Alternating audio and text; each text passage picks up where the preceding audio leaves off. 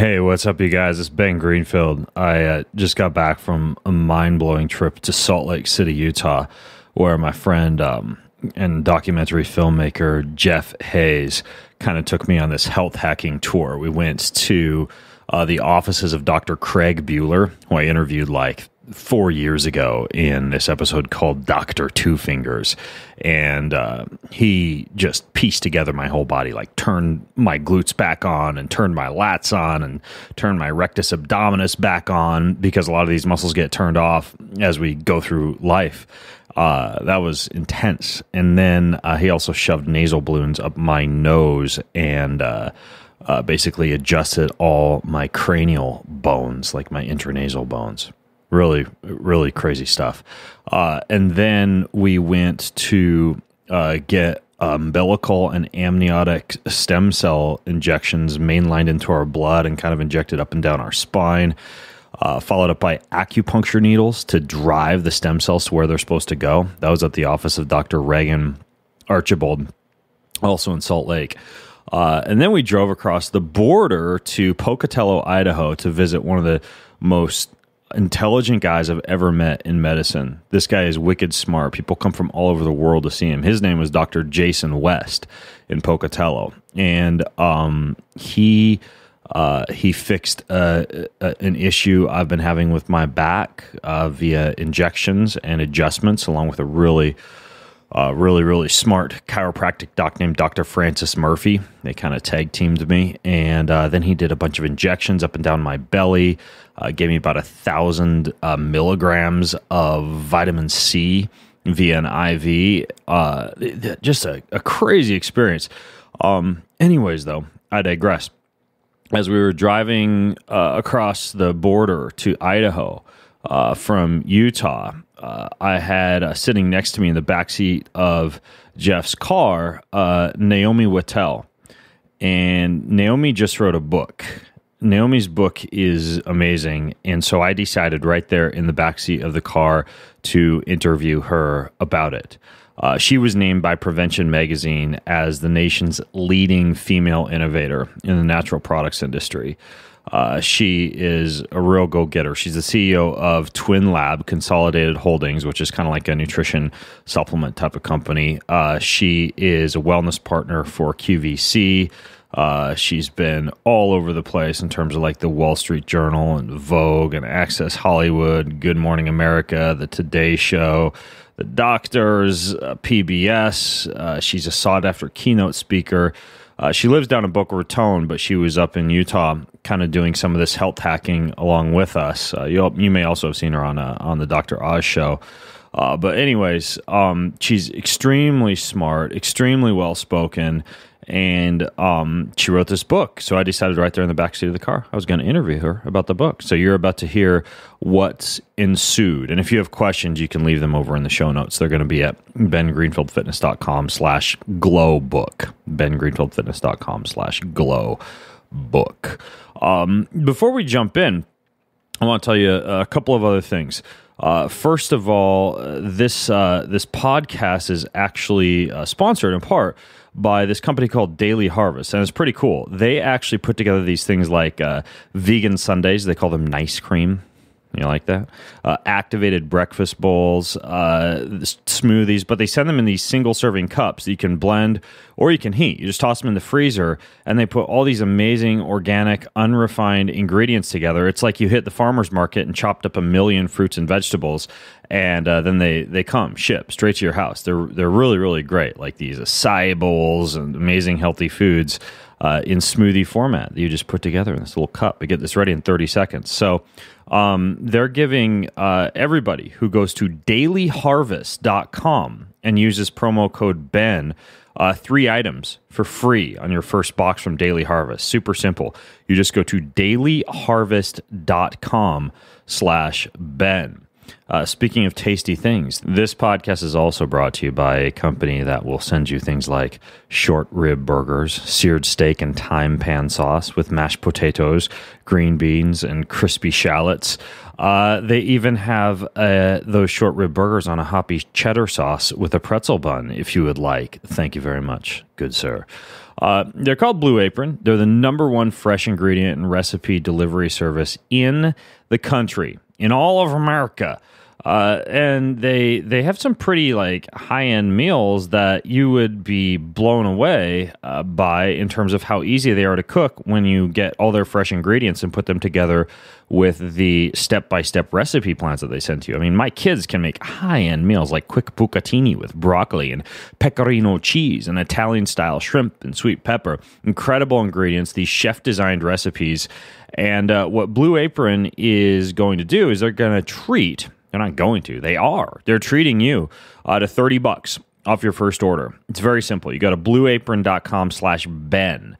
You can look at this week's menu. You get $30 off. It's very simple. Blueapron.com/Ben. They call it a better way to cook. And now let's move into the backseat of Jeff Hayes' Audi S7 with author Naomi Whittel.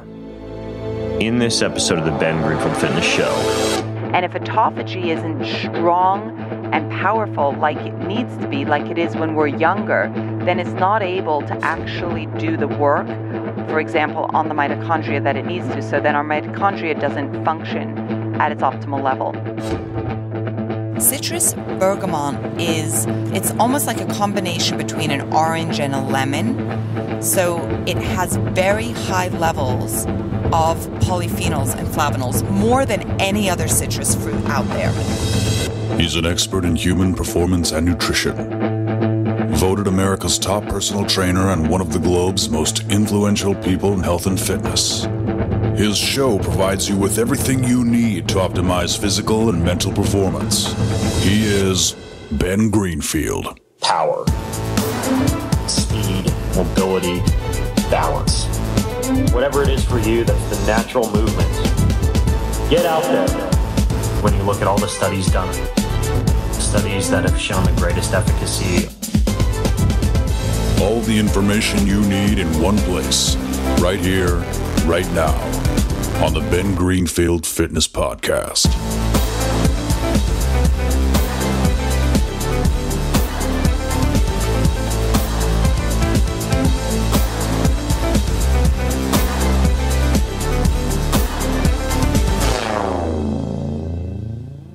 All right, it's Ben Greenfield here, and as promised, you are about to hear a podcast episode entirely recorded in the back seat of a slick Audi. I'm going to ask our driver exactly what the model of this car is. Is it an S7, Jeff? Yeah, it's an S7. Okay, it's an S7. What you just heard was the voice of documentary filmmaker Jeff Hayes. Now, if you don't know who Jeff is or the type of films that he produces, then you're missing out. He actually produces these mind-blowing documentaries like The Truth About Vaccines, The Truth About GMOs, or GMOs Revealed, I believe is the exact title. He even delves into religion with films like Christ Revealed. And for those of you who have not seen his films or heard of them, you're missing out. So you go to the resources section for this podcast if you want to dig into that stuff. Go to bengreenfieldfitness.com/glowbook. That's bengreenfieldfitness.com/glowbook. And I'll put links to some of my favorite documentaries and films that Jeff has done. Now, Jeff, your role for the next bit, as I take a deep dive into the mind of the woman sitting next to me here in the car, who I'll introduce to you guys in just a moment, is to shut up and drive, all right? To drive safely and quietly, yes, I got it. Okay. He's a great chauffeur, in addition to being a filmmaker. I'm also sitting next to, in the back seat of the Audi, Naomi Whittel, who Jeff introduced me to when we were doing a film. The Skinny on... Jeff's going to have to talk one more time. Jeff, what was the name of the film that you interviewed me for? The Real Skinny on Fat, The Truth About Weight Loss.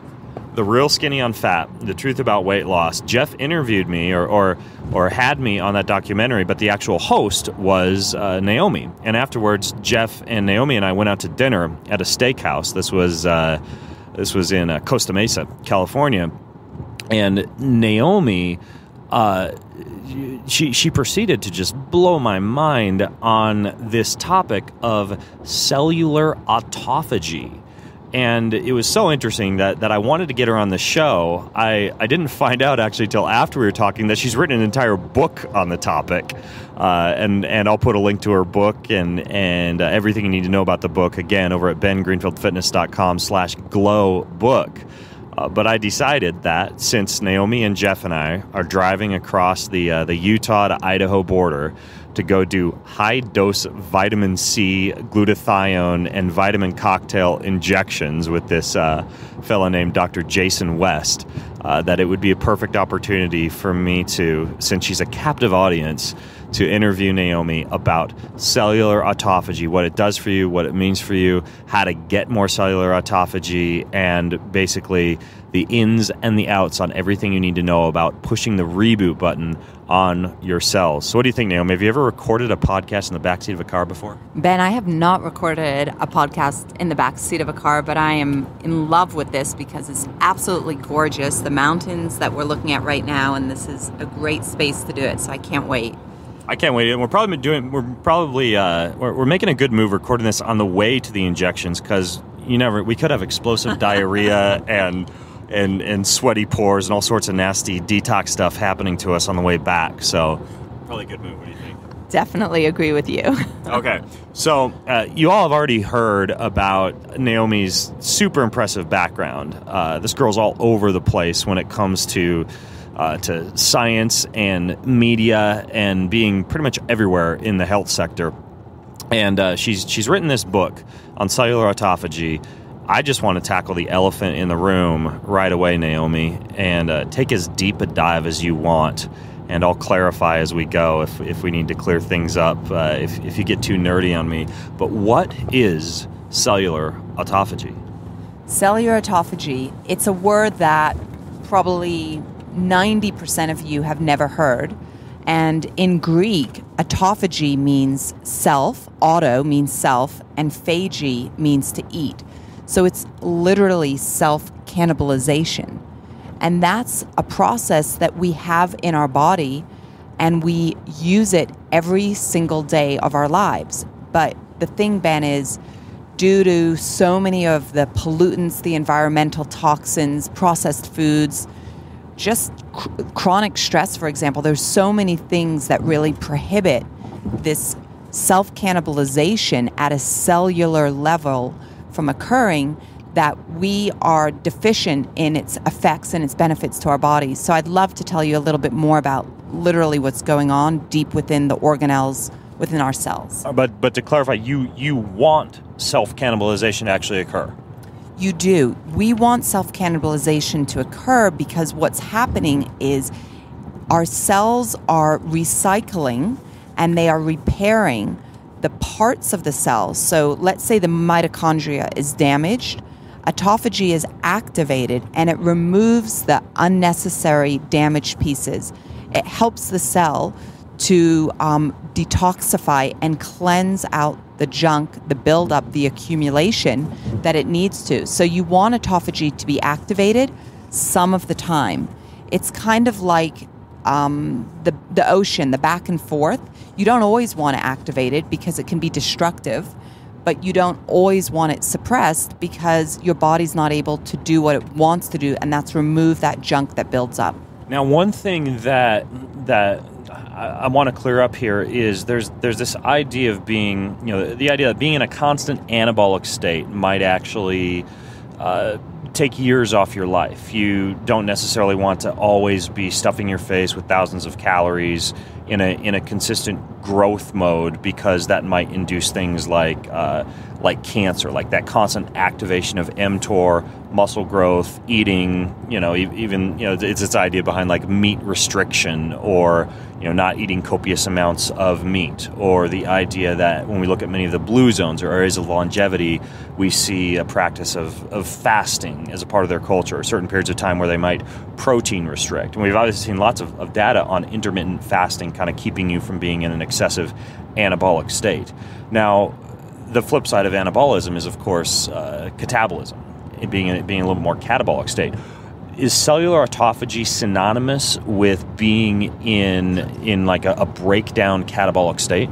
Yeah, it absolutely is. And so for me personally, the way that I learned about autophagy was completely and totally intuitively.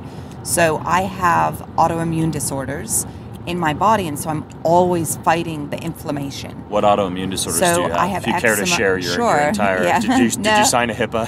Can we share this with everyone? Absolutely. So I was born with autoimmune disorders, and it manifested first and foremost with eczema.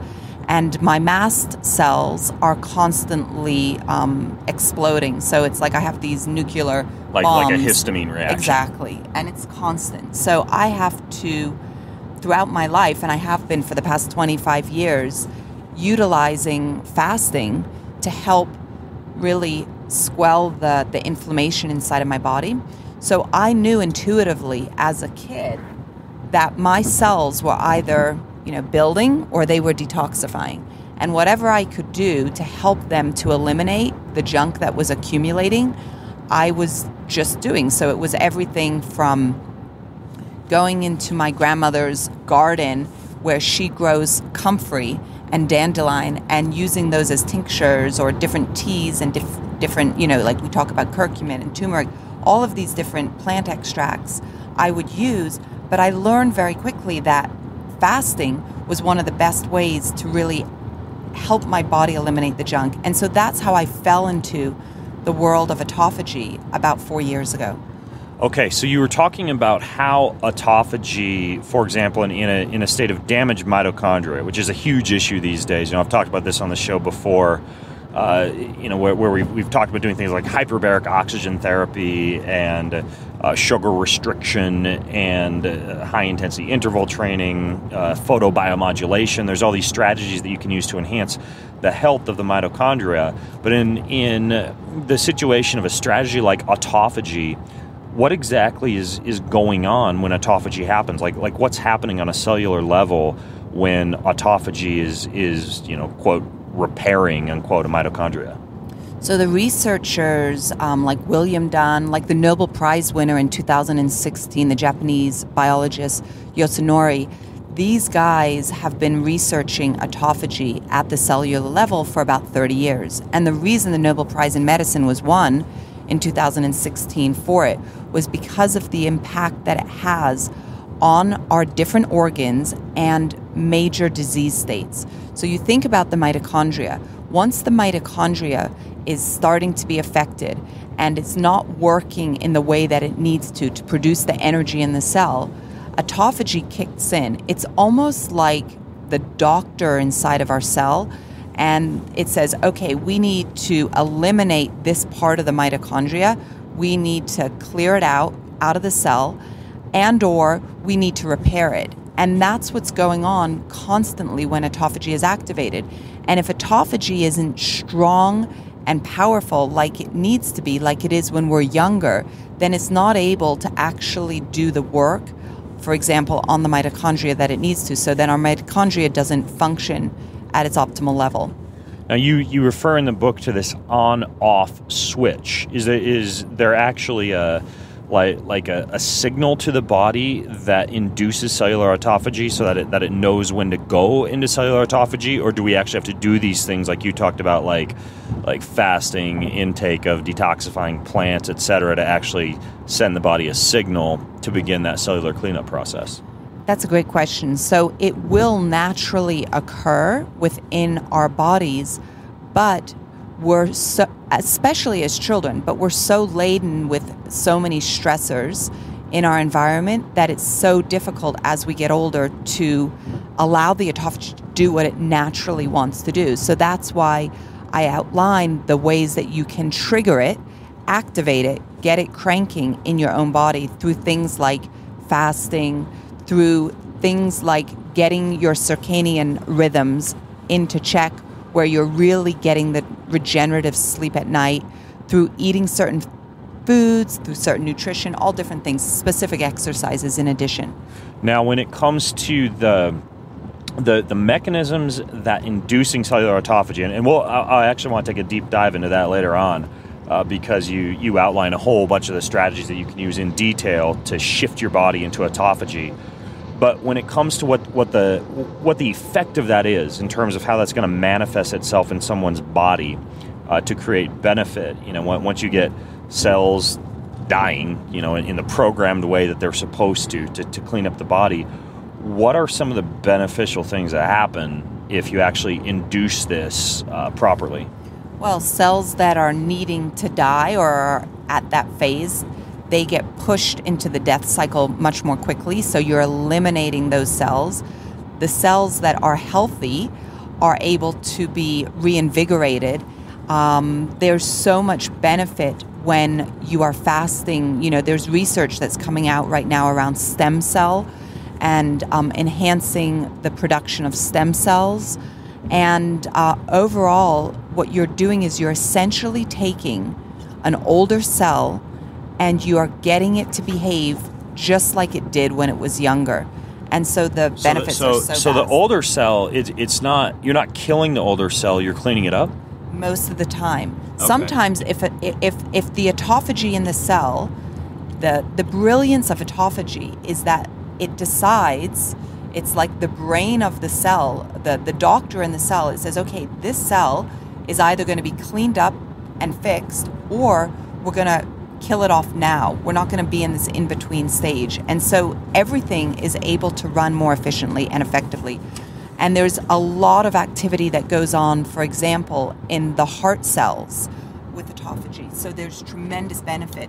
There's new research on neurodegenerative diseases and the effects of autophagy and where that's going. I Really saw that powerful. in your book, neurodegenerative diseases being the result of these damaged proteins that form in and around neurons. You get into that in the book. Yes. Like in Huntington's or Parkinson's or Alzheimer's, how autophagy helps to clear up a lot of the proteins that cause those degenerative diseases. Yeah, that's exactly right. And the research just keeps coming out. I mean, when the Nobel Prize in Medicine was won in 2016, most of us just had never even heard of autophagy, this cellular, self-cannibalization.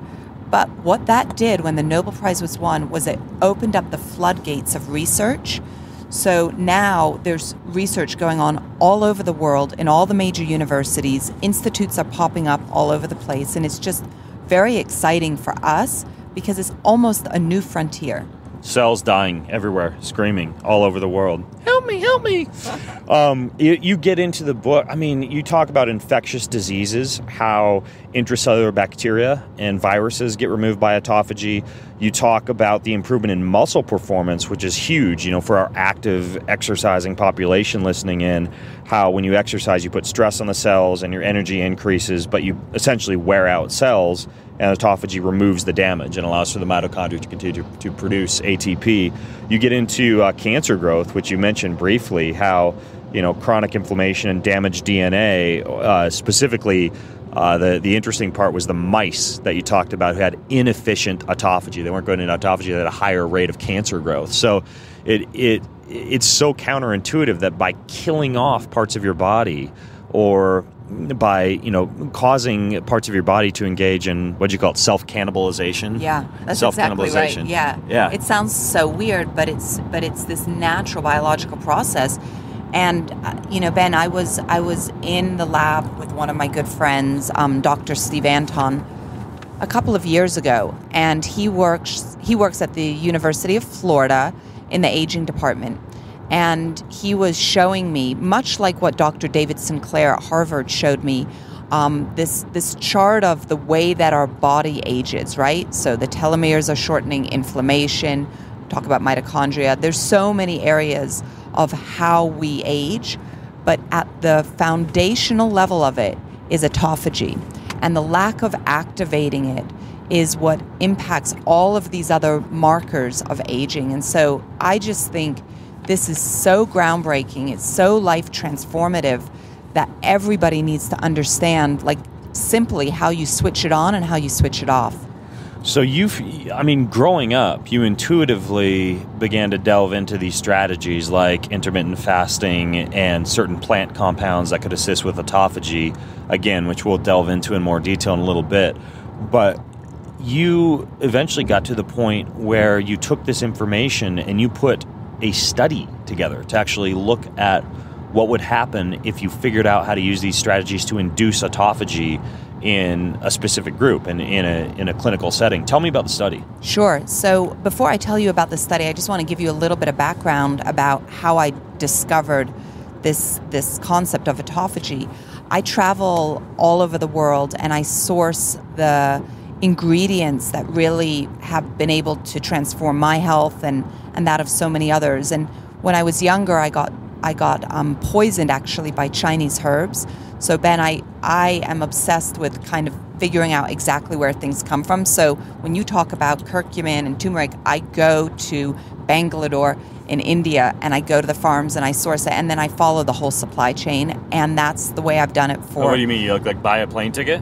Yes, I get on the plane. Okay, tell me about this. No, so this is my life, right? I go all over the world. I was just recently in Alaska, for example. So there's fish oil that most of us consume, but the dirty little secret behind fish oil is that in order to get fish oil, it goes on.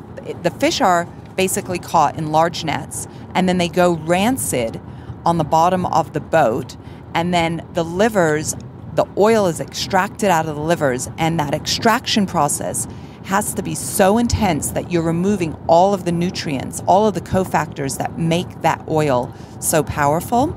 And so when we're taking omega-3 or whatever it may be, we're taking something that's had synthetic vitamin A and D added back and all this crap. So wait, is that like all fish oil? That's like 99% of the fish oil. So maybe a year and a half ago, Dr. Jeff Bland, who's the father of integrative medicine, invited me to Dutch Harbor in Alaska to really look at and understand how fish oil can be created. And I went on the boats, learned that you can flash freeze the fish oil, where you're holding all of the nutrients, and then you're getting something called SPMs, which are the true anti-inflammatory properties of fish oil. And this is just an example of the journeys I take. So I go to the boat, I go to the factory, I go through the whole supply chain, because if we don't have that sort of knowledge, unfortunately, things like toxicity or the poisoning that I got when I was in my early 20s happens. Okay, I'm scared now about the fish oil, and I know that people are going to ask. So, like, are there brands or processes or things people can look for on the label? So, yes, you want to look for Alaskan flash frozen fish oil, because that's where you're going to get the purest and most natural. And I've got videos of it. I just put this fish oil. Now, I've been in the nutritional industry for 25 years, and I've never developed a fish oil because I couldn't find one. I couldn't find a supply chain that I believed in. So I just developed one for Twinlab, and it's going to be out in the market probably in the next 30, 40 days. And the most important thing is to really look for something that's got that frozen aspect to the way the fish are done. Because when you freeze the fish on the boat, the reason the fishermen do that, and there are only 6 boats that literally do this, is because the Japanese then want to buy that fish. Right. And they want to buy the highest quality fish. So the fishermen are freezing the fish really to sell the fish, but then the guts, the organs that are used to make fish oil are then also flash frozen. Holy cow. Okay, so not to go off on a tangent. No, it's super interesting. And actually, hey, Jeff, you want another cameo? Aren't you guys going to do a documentary at some point on supplements? Absolutely. The Truth About Supplements. Okay, of course. It's called The Truth About Supplements. Why wouldn't it? Or Supplements Revealed. One of the two, right? That's your shtick. What about, you mentioned Bangalore. What did you do over there? Well, over there I was sourcing turmeric and different gingers. There are amazing, throughout India, there are so many amazing plants. And I go all over the world. The way I got into autophagy, actually, I was in Calabria, Italy. And while I was in Calabria, I was sourcing this special citrus fruit called the citrus bergamot. And there's a small range of the world, it's like a 20-mile range, where this plant grows. And studies show that it helps to improve cholesterol profiles. So I was over there with the researchers sourcing this ingredient. And after I was in the orchards, actually with the fruit, meeting with the farmers, I then went back to the laboratories of this one woman, Dr. Elizabeth Janda, and she was giving me this citrus bergamot tea, and I was like drinking it all day, and she gave me like 4 cups. Well, this is so weird. Why am I drinking so much? It's good. It's like a spicy citrus tea, but what's the deal? And she said, well, the reason I drink it all day is because it activates my autophagy. And my mind got blown. I'm like, what is autophagy? And so she sat down and explained it to me. I became obsessed. I came back to the US and I looked for all of the top global researchers on autophagy. So I looked for the people that activated it through exercise, the experts that looked at it through skin. I looked at it from all different angles, and I brought all of these researchers together. I said, build me a plan so that I can do this in my own body, because I'm going 120 miles an hour. I'm a CEO. I'm a high performer. I don't sleep enough. I'm in my mid-40s, and I am aging way too fast. You're hanging out on Alaskan fishing boats with rotten fish. Exactly. Yeah. Like I'm aging. My body is deteriorating too fast. And I look at my mother and I'm like, there's something that's missing here. Mm-hmm. And I've got to hack my own personal biology to figure it out. And so they built the plan. And I tested it. And what do you mean they built you mean like all the researchers came together, or they just supplied you with the information and you put it all together? So I worked with them and they built the plan. Collectively, wow. They built it. Wow. So my whole thing is curating, right? I don't want to have one area of expertise. I want to be able to source all the global experts and then put that together in an easy format. That's just the way I live my life. I like it. So that's what I did, and I tested it, and it was unbelievable. I lost 6% body fat. I had traveled around the globe that year 8 times, and I didn't even realize it until American Airlines came to me with a little sign and said, you're now like concierge. Winner, VIP. chicken dinner.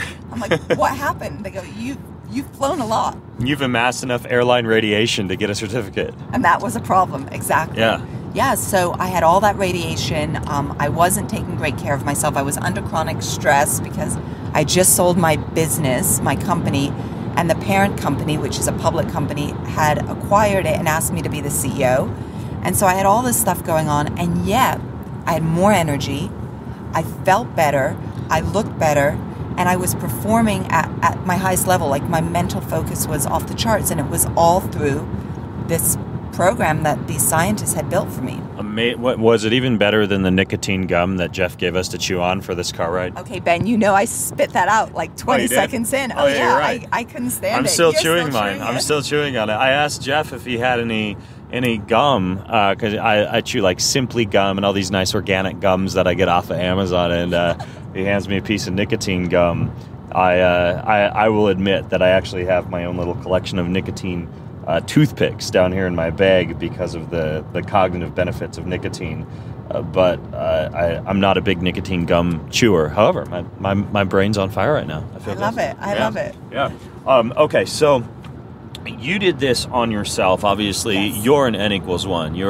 You're Naomi with right. This issue you were born with the autoimmune histamine reactions, and mast cells that are out of control. And you found that you're able to fix yourself. But that's not enough to necessarily go out to the world and say, hey, this is going to work for everybody. So you did a study. So I did a study. So the next phase after I was 1 is I took it to my friends and family, because they were all flipping out. Like, what are you doing? We want to do it. And the results were really amazing. And so then at that point I thought, you know what? I want people to benefit in the same way. And so I'm going to do a lifestyle study. So I went to some researchers at Jacksonville University, and we put together a really unusual study. We looked at a whole variety of interventions in lifestyle. So everything from exercise to intermittent fasting to sleep, circadian rhythm sleep patterns that we got everybody into, to nutrition, to skincare even, and different foods that everyone ate. And we did a 60-day study. And about 2 weeks into the study, I got a call from the lead researcher. She's like, you're never going to believe this. everyone in the study has achieved benefit. Everyone. Every single person that was in the study. Were there any dropouts, people who just couldn't stick with it? And that's the other really wild part about the study. So there was one person that dropped out because they had to have surgery, and then they joined back in on their own. They couldn't join the study, but they went on with the program. So we had no dropouts, and every single person got results. So to me, that's what, you really look at the kind of results that I have here. I'm looking at the book right now. 87.5% of the women had improvement in their BMI. 96.9% lost body fat. 100% lost fat mass. Huge. I mean, everything's 80 to 90% for body satisfaction, skin satisfaction, sleep quality, reduction in wrinkles, smoother feeling skin. What, did you have them feel their own skin during the study? How's that work? No, I know, that's interesting. So we worked with dermatologists as well, right? Because the skin is our largest organ. So for me, obviously, I want the best skin possible, but I also know that my skin is a reflection of what's going on inside. And so what we did is we did a variety of different tests with dermatologists where we were looking at the depth and the length of wrinkles and so forth. And then the dermatologist also tested the texture of the skin.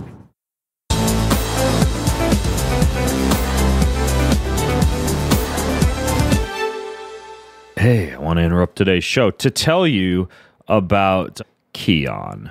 Kion is my company. It's where I take all the crazy thoughts up inside my head and make amazing ingredients and formulations and fitness products and content for you to optimize your mind, your body, and your spirit. One thing that might be interesting for you, based on today's podcast topic, is the anti-aging skin serum that I spent 2 years developing with these 12 potent organic ingredients. I put this stuff on wrinkles and they freaking disappear in 30 days. You just smear it on your skin 30 days in a row. Scars works fantastically for that. You can put it in your hair. It smells amazing. It has things like juniper berry and lemon and turmeric and palmarosa and wild oregano oil and lavender and aloe vera. All of these things that naturally nourish and feed your skin so you can look like you're 8 years old. Okay, maybe 18 years old. Anyways, I use it every single day. I even smear it on the bottom of my feet before I go to bed now so I can absorb all these amazing oils. That and everything else that I've designed from natural oregano to an amazing colostrum to some of the best nootropics, protein powders, you name it. It's all over at getkion.com, getkion.com.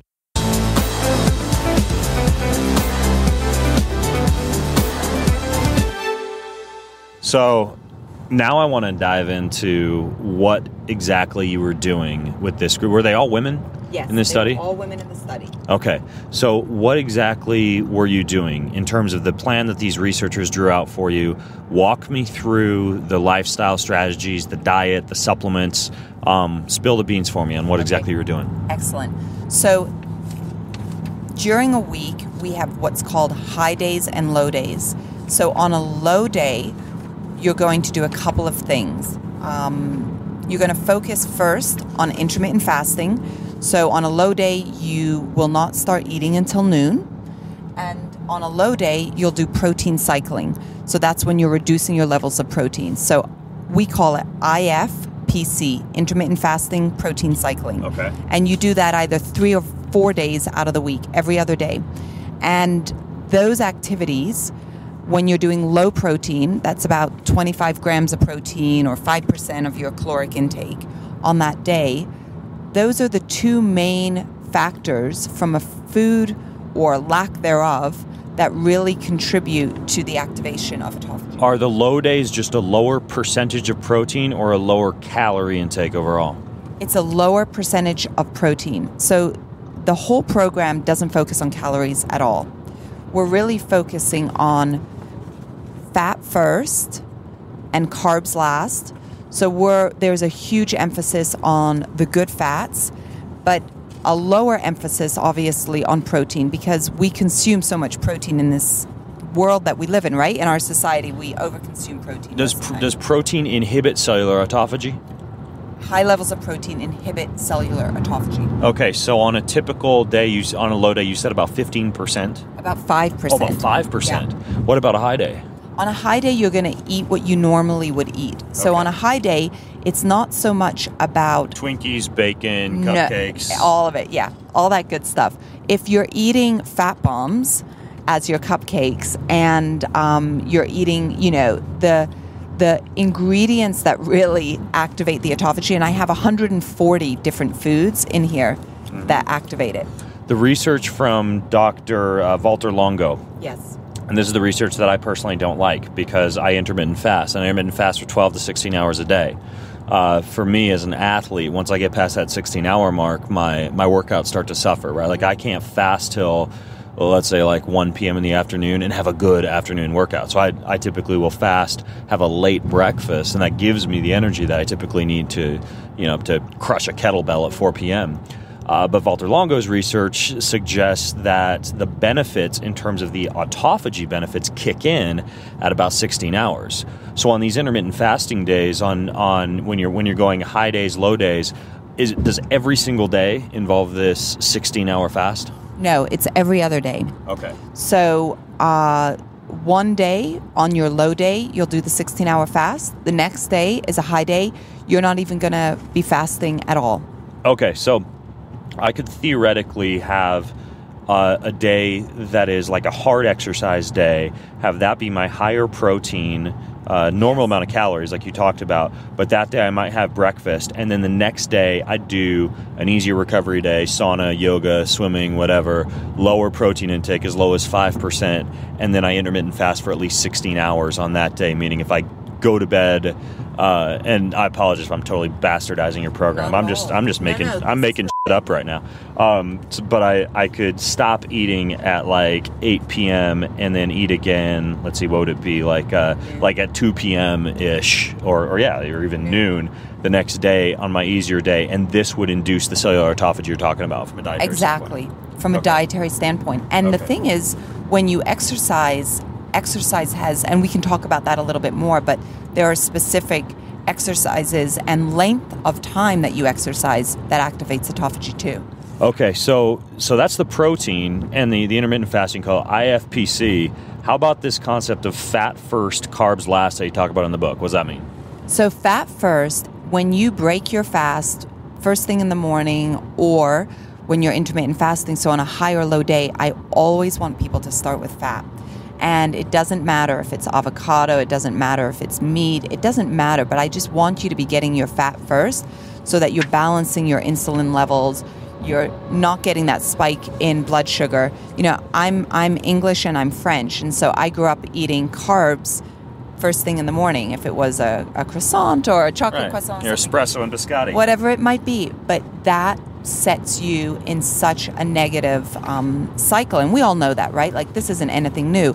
But the thing about carbs is when you eat them at night, you're getting that repair benefit, you're getting all of the benefits that we need from carbs, especially as someone who's into performance, and you're not getting the blood sugar imbalance and you're not getting the insulin spikes. I love it. So your body doesn't have to be in this constant state of ketosis to get the benefits of cellular autophagy. Instead, you're almost doing like a carbohydrate cycling approach. Yes. And in the book, you talk about how autophagy is actually promoted by fat, like MCT oils or fish oils, not from the rotten liver Not fish. from the rotten Okay, liver from the good fish. ones. Those actually promote autophagy, and I was actually happy when I read this because that's I start off my day with a big blender full of plants and fats and bone broth and coconut, whatever fats and good plants I can happen to have around. Lunch for me is a big vegetable salad with often like sardines or pumpkin seeds or olive oils, and then I have my carbohydrates at dinner. So I am actually accidentally, even before reading your book, doing the fat first, carbs last, and that promotes cellular autophagy. Cellular autophagy loves fat, and you're doing it 100% correctly. So it's really incredible to think about that with your level of performance and how you're naturally activating it in your own body. Okay, so let's talk about beverages, because you briefly mentioned like these teas that you were drinking. I'm a huge, I'll do like everything from like Pau or bark tea to get like good amounts of NAD in my system. I like to do like sparkling water with stevia added to it. I do like mushroom teas for the beta glucans. Like I'll do chaga blended with cacao, and sometimes I'll put like some emulsified MCT or something in there. So I do a lot of these teas, but you have some specific formulations that you recommend specifically for autophagy. So what are those? So when I was in Calabria, Italy, and I was drinking that citrus, that bergamot tea, that natural citrus bergamot tea, and I learned that it was like the polyphenol flavonoid that activated the autophagy in my body, I just went nuts. And so when I came back to the US, I started thinking and working. I worked with a whole group of researchers on this. Can I interrupt you for a second? What is citrus bergamot? I don't think I've seen this before. You probably haven't. It grows, like I said, just in Italy, and they have some of it that grows in California. Citrus bergamot it's almost like a combination between an orange and a lemon. So it has very high levels of polyphenols and flavonols, more than any other citrus fruit out there. So it's incredibly therapeutic. You find it like in different essential oil, like the essential oil perfumes have it. Earl Grey tea uses it. Now with Earl Grey, you have to make sure you get the type that uses a natural form. But it's remarkable at what it can do for removing the toxins and the buildup within our cells. But Earl Grey tea, you actually have to add the citrus bergamot to it? No, some of it has it. So if you get the Earl Grey tea that has natural forms of it, you're getting some citrus bergamot. Is this like fringe stuff I got to order from Italy, or can I like do an Amazon search for whole citrus bergamot Earl Grey tea?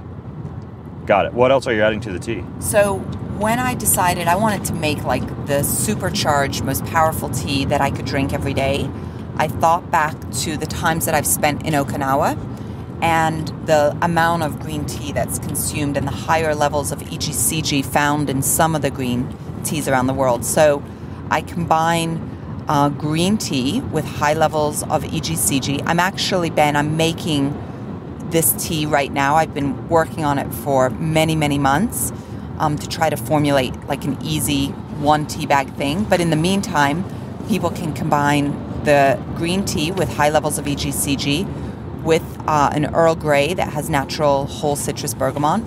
And then I like to add some of the cinnamon into that because of the benefits it also has on autophagy. And then, of course, you can always add, which I love to add, MCT oil, emulsified MCT oil, or coconut oil. And that is like the autophagy tea hack that also satiates you because you're getting the good fats first thing.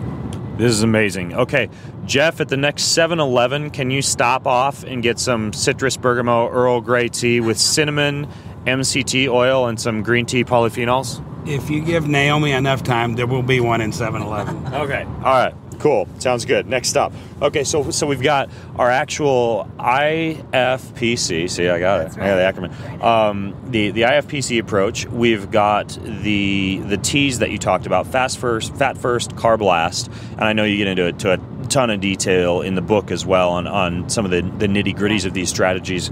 And then autophagy activating foods. You talk about saponins, am I pronouncing that right? Yeah. Sphingolipids, and sulforaphanes. Can you go into what those are and what an example of a food would be that contains those? Yeah, I'd love to go into those for you because you've probably been using those foods in your diet and not even realizing it. So I want to just talk to you a little bit about the sphingolipids. So sphingolipids are like the mortar between a wall. So a lot of these, as we age, the mortar starts to break down, and so you want to increase them in your body. So you find sphingolipids in things like butter, cream, cheese, chicken, cottage cheese, beef, eggs. Some of the carbohydrates will be rice, sweet potatoes, whole wheat. These are where you're going to find the sphingolipids, but we know that all of those ingredients activate the autophagy, and they're doing it through really like this mortar in the cellular walls. I'd never really, I don't think I've ever even used the word sphingolipids on the podcast before. That's interesting. Great So word, right? SPHINGO lipids. So you actually lose these as you age. They're part of the cell walls, and these specific foods. What do you think is one of the highest ones that people could just consume on a daily basis, or like a few of the best staples? My favorites are obviously butter, so a grass-fed butter, heavy cream, beef, eggs. Eggs are certainly a staple. I mean, they're incredible, and sphingolipids are so powerful. I mean, they regulate the neurotransmitters that are binding to receptors. They're so important for a healthy brain function.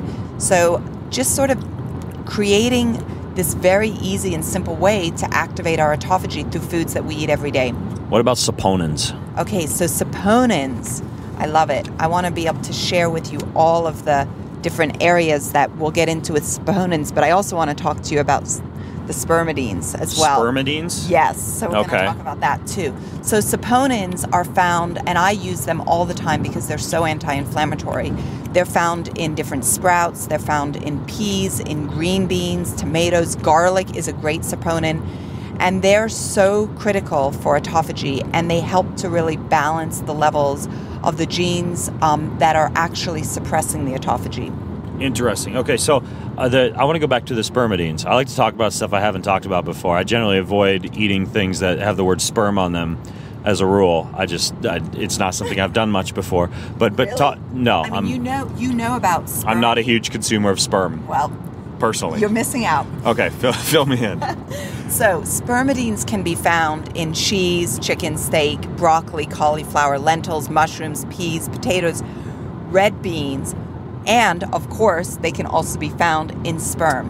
And spermidine is so powerful at activating and increasing the beneficial effects of autophagy at the DNA level that if you were to go out and buy spermidine as a supplement, it is outrageously expensive. So it's something that you're going to be hearing more and more about over the next coming years. And, for all you guys that are listening, you got to share the spermidine with all of us. I'm liking this diet more and more as you talk. I had one of my buddies try to get me into dry fasting and autologous urine therapy by consuming the first part of your urine each morning. Yep. I could see the next step being somehow figuring out a way to consume your own sperm. And ladies listening in, if you take away one thing from the Ben Greenfield Fitness Show this week, it is that consuming sperm on a daily basis is actually good for you. And guys out there doing fist pumps, I'm right there with you. And not only is it good for you, it's going to expand your lifespan and reverse age-related cardiac. You can get it from food too. Absolutely. Are there like nutrition companies out there figuring out how to get sperm from animals to actually put in supplements? Oh, yes, they are. And it is extraordinarily expensive right now. I'm going to start breeding sperm whales. I've got the next multi-billion-dollar supplement idea. One other that I mentioned, another S one, was sulforaphanes, which we've talked about on the show before. You get from like broccoli sprouts. Absolutely. What we do is we actually grow sprouts at our house. Great. Broccoli sprouts are my absolute favorite. And if you're consuming like an ounce or two of broccoli sprouts, you're just doing so much for your autophagy. Especially, I've spent a lot of time in Asia where the pollution is so high. And when you're able to consume these kind of sprouts, like the broccoli sprouts, and get the high levels up there in your body, it's such a powerful detoxifier. And you also talk about power phenols, things that I've talked about on the show before, like, green tea polyphenols, berberine, resveratrol, curcumin. In terms of polyphenols, are there specific ones that you include in your diet or that are kind of like part of your daily intake? Yeah, there are. And the reason I call them power phenols is because I love polyphenols. I consume them every day. So if you're getting them from dark chocolate, red wine, berries, there's the citrus bergamot, the EGCGs, all the turmeric, there's so many different polyphenols out there that are really beneficial.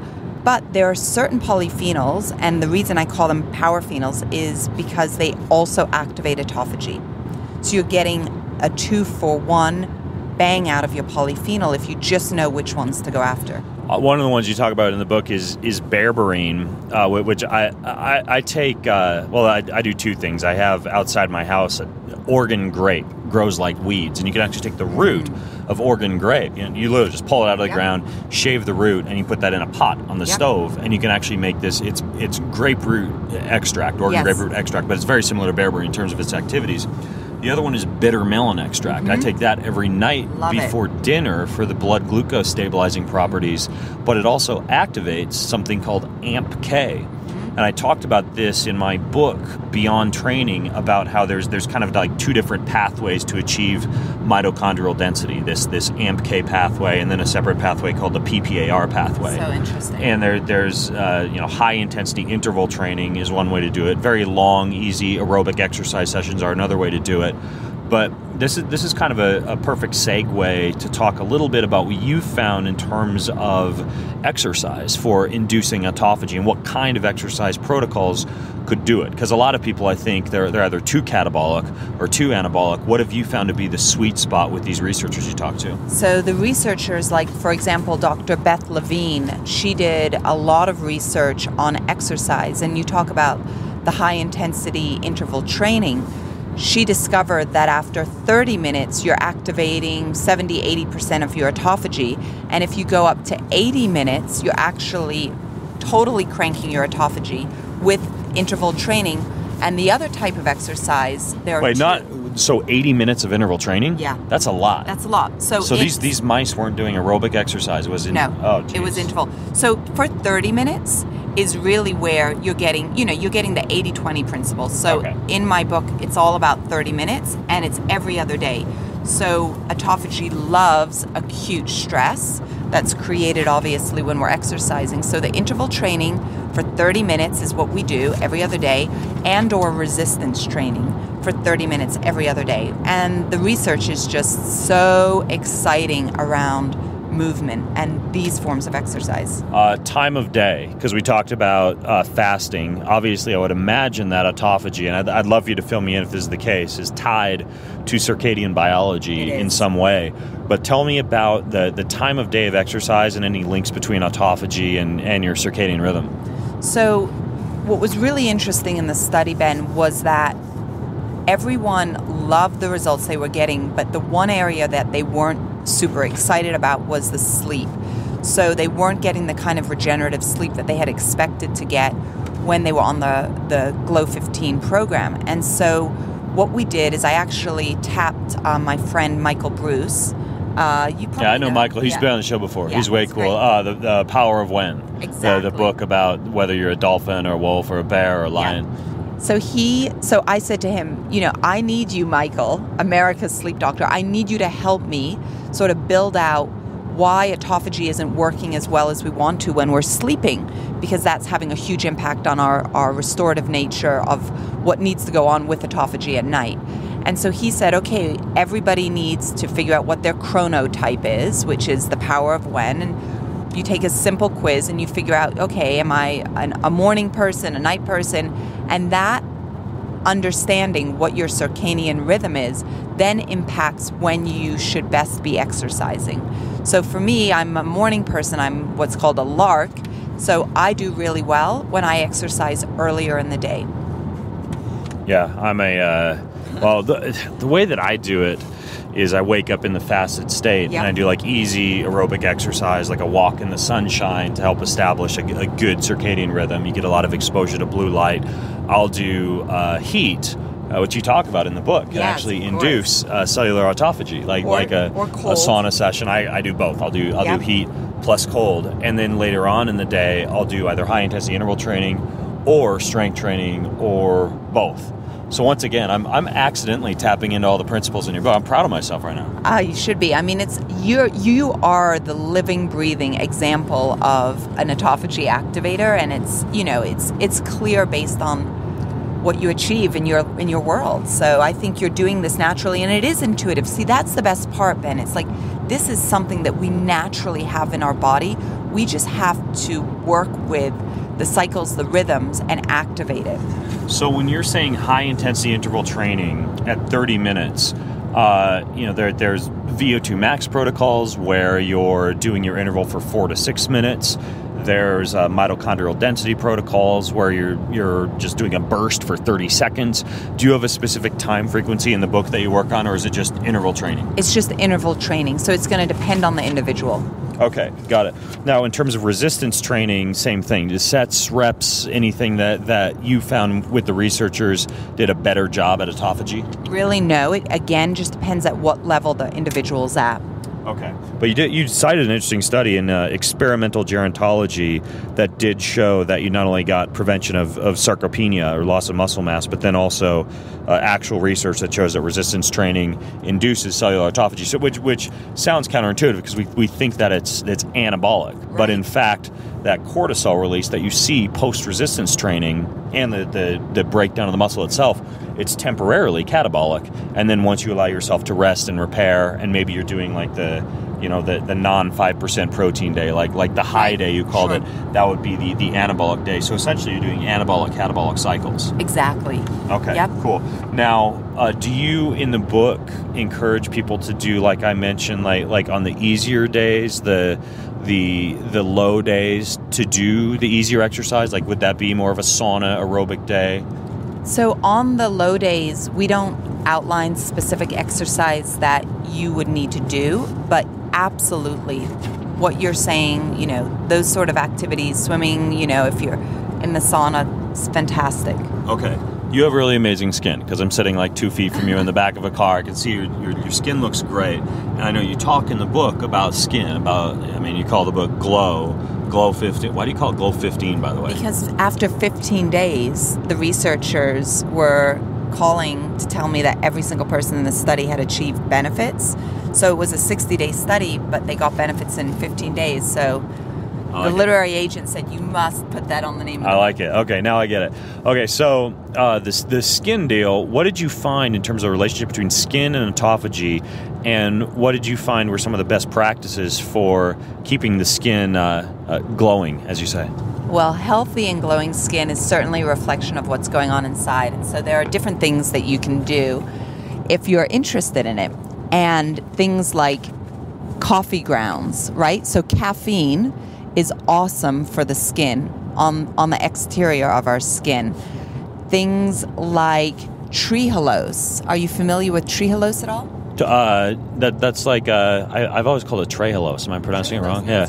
Good. Yeah, it's a sugar, right? It's a sugar. Yeah. So it's great for the outside of our skin. It really helps to protect our inner organs. So, we're sort of laughing about glowing, beautiful skin, but our epidermis, as the outermost layer of our skin, protects the rest of our body from all sorts of attacks and pollutants and environmental toxins, bugs. There's so much stuff that our epidermis needs to protect our body from. And as we age, as we experience the free radical damage that we may get from intense exercise, our skin, and we talked about the mortar that starts to break down, our skin literally leaks moisture. So we leak out the moisture through our skin, our largest organ, and that can have tremendous negative effects on our overall health. Okay. I have to ask you this. You smear mayonnaise on your skin. In the book, you talk about mayonnaise on your skin. What's going on with mayonnaise? I think you call them ceramides? Yes, so the ceramides are, part of that collection of ingredients that really help to sort of prevent the moisture leaking out of our skin. Those are a source of the sphingolipids? Absolutely. Okay, cool. So mayonnaise has ceramides in it? Yes. And do you just take mayonnaise out of the jar and just smear it? You can. You absolutely can. You can get it also from wheat germ, and there's a lot of different places that ceramides come from. A lot of skincare products have ceramides in them, but they're so beneficial to sort of create that barrier. Mayonnaise is probably better than synthetic ceramides. Definitely. What about sperm? Could you smear yes, you could. Sperm on Definitely. your skin? For more of what not the spermicides, what do you call them? The spermidine. The spermidine. So you could smear your skin with spermidines as well. Sperm and mayonnaise. Once again, if you have one takeaway from this episode, put that on your skin. You also talk about bergamot. You talked about citrus bergamot tea. bergamot oil, like bergamot essential oil. I actually, shameless plug, I formulate a skin serum. I have like this skin serum. It's got 12 different essential oils in it, and triphala is one, and oregano and all these skin ingredients. But bergamot is one of the ingredients. I now know a new word called sphingolipids. Now I know why the bergamot works so well. Okay, so you systematize all of this in the book, and then you give people like specific diets, specific recipes in the 15-day plan. When you lay it out for people, is it just 15 days? Like, do they rinse, wash, and repeat that, or how does it work? It's a lifestyle. So the 15 days are, the first sort of like jump start into self-cannibalization, autophagy activation, all these powerful benefits that can be accessed through these hacks. But ultimately, it's a lifestyle. I mean, I've been doing it now for several years, and I have no intention of slowing down. You travel like a madman, or mad woman, as the case may be. What I'm curious about, because this is what I struggle with, right? Like I'll come back from a bout of travel and look at myself in the mirror, and you can tell some of the elastin and collagen under the eyes looks a little worn. You just feel as though you feel worn. You feel as though your cells need that cleanup. But I feel as though you might be a good person to actually outline what it would look like for someone who's traveling a lot, like on airplanes a lot. Like, what would a typical day of heavy travel look like for you when it comes to using some of these principles? Because you obviously aren't going to travel with a jar of mayonnaise and a bag full of sperm. That is true. So with the way I travel, like if you were to look in my bag right now, up in the front seat of the car. I have it right All here. Right, here we go. She's going to break open her bag. So this is like the what's in your bag. I'm actually fasting today because we're doing it with the Real Skinny on Fat. Everyone got so excited and passionate and obsessed with the fasting that they asked us to do a closed Facebook community. So we're doing that today. So I'm fasting, but these are the sort of things that I have in my bag. What are these? Sprouted almonds? These are peely nuts. Oh, peely nuts. But you're fasting, so I get to eat these. Yes, you totally get to eat these. And these have the shells around them. Yeah. There's 1.5 grams of fat in each of them. Amazing. There's more magnesium than any other nut out there. I haven't seen them with the skin on before. That's right, because they come from Thailand. These that I'm holding right now, these are from Thailand. Those are direct. Wow. Yeah, they have no packaging. They'll be out. Just a plain Jane bag of peely nuts. That's my world. With some Thai font on them. You'll see them. Okay. You'll see them in the market probably in the next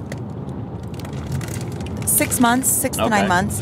Then I have some cacao butter. Do you just like pop this like candy? I do. Cacao butter, really? I do. I love it. I love to eat cacao butter. What else? Okay. I'm sure. Oh, I have it in my other bag. I've got some avocados. Let's see what else I've got going on here. Oh, I've got some of bitters. Bitters. Some Dr. Shades. Quicksilver bitters. Those are good. Because I love them. But I really have, I have macadamia nuts. I have a whole bunch of like different... Mary Poppins, jeez. Yes, of course. Amazing. And that's how I travel. Yeah. Right? So I do my very best to not mess with anything that's on my journey while I'm traveling. Not any of the foods. I just try to support my health that way, drink a ton of water.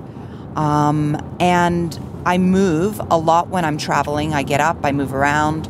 I do different meditations. I'm always working with my cortisol levels to reduce them. So there's just a whole strategy to travel and to maintaining, the collagen, the elastin. Yeah. Whatever you're doing is working because you look like you're 18 years old. You guys, she's actually on the cover of the book, Glow 15. And by the way, my go-to, I think I was telling you about this yesterday, Jeff. When I travel, I'll get macadamia nuts, which are, I try and stay in ketosis a lot when I travel, but I also get hungry as a bear. So I do that, and then I mix it with like these little chlorella or spirulina, like the chewables, and you have to rinse out your mouth. You always walk off an airplane with green goo all over your face. And then I'll put like a little bit of 100% dark chocolate in there. So it's macadamia nuts, dark chocolate, and spirulina, and I eat it like popcorn when I'm on the airplane. It's amazing. Yeah. Amazing.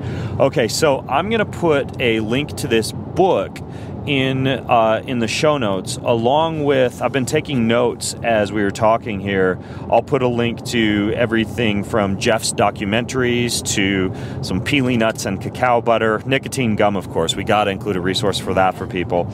Some of the other things that we talked about, citrus bergamot tea. I'll try and put together a good list for you guys over at bengreenfieldfitness.com/glow book, along with Naomi's book. It's called Glow 15, a science-based plan to lose weight, revitalize your skin, and invigorate your life. So, first of all, Naomi, amazing book. I really did think it was going to be like a cheesy, like... You did, I know you did. I thought it was going to be like, like a cheesy women's book. Of course.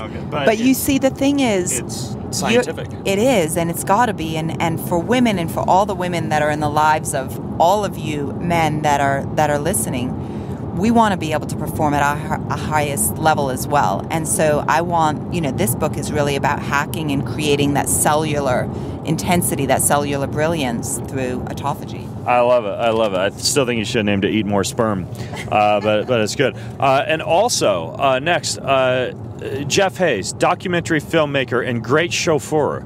Thank you so much for driving safely and keeping the airbags from activating during today's ride. This car is almost self-driving. This has been a blast. Yeah, and I'll put a link to an Audi S7 in the show notes too for those of you who want to get a car like Jeff's. It actually is it's a pretty sweet ride. So thank you guys for listening in. And again, the link is bengreenfieldfitness.com/glow book, which is where all the show notes are. If you just want to go grab the book right now, bengreenfieldfitness.com/glow15. That's glow 15. And I will let you guys know on Facebook and Instagram and everywhere else the results of this high-dose vitamin C injection that we're off to do at the clinic of Dr. Jason West in Twin Falls, Idaho. But in the meantime, thanks for listening in and have an amazing week. You've been listening to the Ben Greenfield Fitness Podcast. Go to bengreenfieldfitness.com for even more cutting-edge fitness and performance advice.